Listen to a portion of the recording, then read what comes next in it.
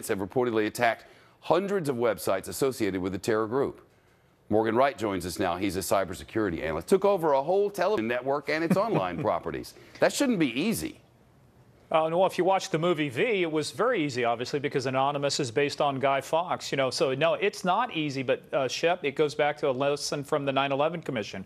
What we have here is a failure of imagination. We're still defending yesterday's problems. These guys are looking 10 days into the future, and they're defeating us every time on this. The message is key to everything for them, it seems like. And if you can steal away the message, you win.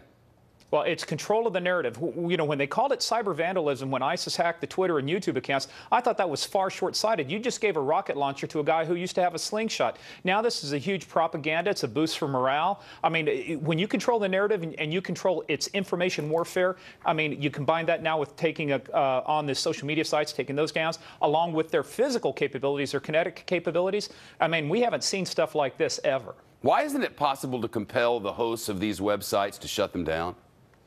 You know, Shep, that has been a question for a long time. When you start finding out where these are hosted, if they're in the U.S., they ought to be shut down. Sometimes they're being hosted in countries we either have no extradition treaty with or no mutual legal assistance treaty with. So they host them in areas where we know that we can't reach out and touch them very easily. But then there's no way to block them. I only ask because I understand that there's a slippery slope. No matter how good something like this sounds, there's a downside that you didn't think about.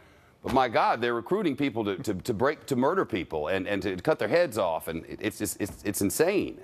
Well, no, it's crazy, and I'll tell you, this is the one, coming from a law enforcement background, sometimes the enemy of my enemy is my friend. While Anonymous may have taken on law enforcement, I can guarantee you right now they're sitting back saying that's fine, take some of these sites down. They're not going to be paying a lot of attention there because they know, the U.S. knows legally they cannot take direct action against some of these sites and take them down, quote, legally. But, you let Anonymous do that, and you maybe, kill two birds with one stone, metaphorically speaking. Yeah, do you think it's possible that Anonymous could actually be of help here?